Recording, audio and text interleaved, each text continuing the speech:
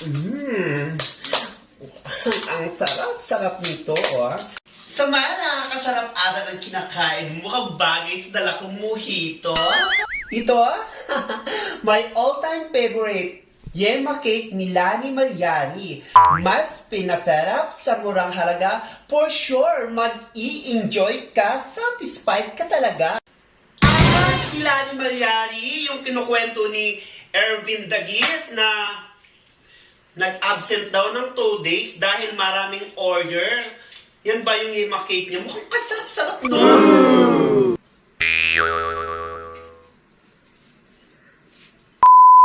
Nako, Inday Maharlika.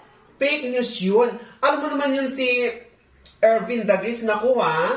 Alam mo naman yun. Kabaho kayo ng paa nun. Naku, kung gaano kabaho yung paa nun, ganun din kabaho yung bunganga nun. Naku, kamag-anak ata ni Raquel Di Maculangan yun. Mali-mali yung kinukwento. Hay nako, ito chismis at latest na latest. Talagang hindi chismis. This is so very true. Gaano ka true? Excited ako. True pa sa love life mo. Ito kasi kanong si Rose Silab, nasunog daw yung kipi. Sarap-sarap nanto ba magkikwento, ano? Dekman mo, ah. Thank you. Si Rose ba talaga? Totoo ba yung sinasabi mo? Si Rose ba ang sinasabi mo? Yung kabit ni Puto Bongbong, yung QC leader na taga-control lang init ng mantika? Tikman ko muna ito bago ipatuloy yung kwento, ha? Totoo nga, ang sarap.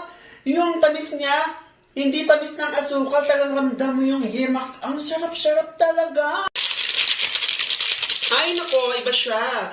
Yung sinasabi mo naman, Rose Jumper naman, yung mahilig sa may asawa na may asawa. Yung sinasabi kong Rose Silab yun. Yung hiwalay daw sa asawa. Ngayon, pumasok dito sa kumpanya natin sa factory ni Kapitan Tutan. Ngayon, nakilala niya yung sa natin, warehouse.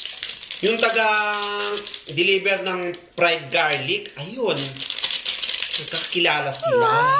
Ano namang connect nun? Paano nga nasunog yung kifi ni Rose Silab? Ano ka ba?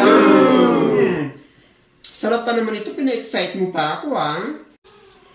Ito kasing si Rose Silab, tobong mungkada, hiwalay sa asawa, may isang anak. Ngayon, nag-apply ngayon yan sa factory natin, sa factory ni Kapitan Tutan. Ngayon, nakilala nga niya nito si AJ Sawi, yung nasa warehouse, yung tagamantay ng fried garlic. So yun, nagkakilala sila, nagmahalan sila. Ngayon, itong si AJ Sawi, sumama niyan kay Rose Silab. Natulog sila noon sa bahay ni Rose Silab.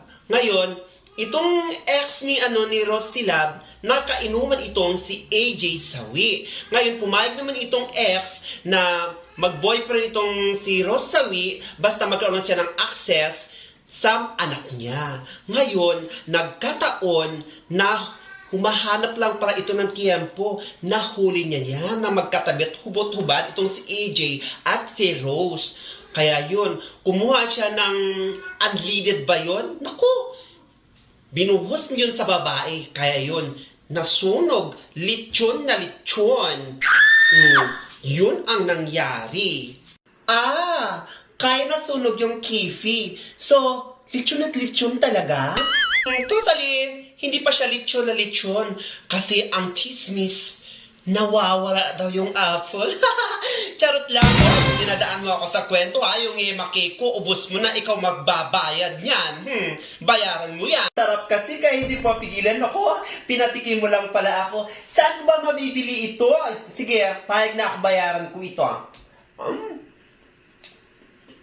Gusto ko mag-order? Saan ba ito ma-order? Ayan, basahin mo. Coffee ko black, baka naman. Pa-sponsor naman. Ayan, dito ka mag-order ha. Ayan, nakasulat naman, di ba? So, anyway, Inday Maharlika, baka meron tayong mga panibagong lucky numbers dyan. Baka manalo tayo, baka makapag-order tayo ng maraming yema cake at ano pa yung mga binibake ni Lani Malyari para makita pa mo yung birthday ng kapitbahay natin. Para naman may pangregalo tayo, di ba? Sarap talaga ng kopi ko black, ano? Baka naman, sponsor naman dyan. Siyempre, meron tayong mga bagong lucky numbers. Pero siyempre, GSL Mojito, o para tuloy-tuloy yung birthday ng kapitbahay namin, baka gusto mo mag-sponsor, di ba? GSL Mojito, masarap kahit walang yelo. Narito na ang ating panibagong lucky numbers nationwide. City, since alam sa Tarlac City is 1-6 nang ibig pong sabihin nag-iisang batang babae or unika iha, then we have to use the power of telepathy with an interval of number 4. Hello Tarlac City, huwag natin kalimutan na sa pagkakang first ball ay kulang tayo lagi sa taas, sa gitna at sa baba. Sa second ball naman, mula baba hanggang gitna. So ito yung pang second ball natin guys.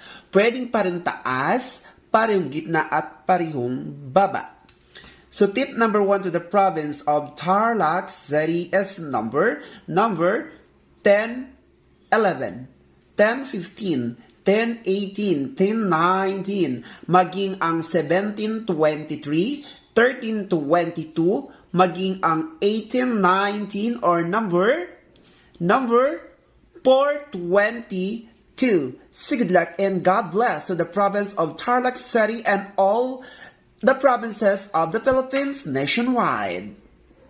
Inday Maharlika, may tanong lang ako sa iyo.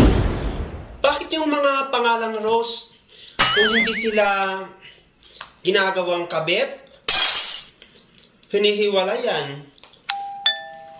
Kung hindi sila hinihiwalayan, ginagawa lang silang parausan.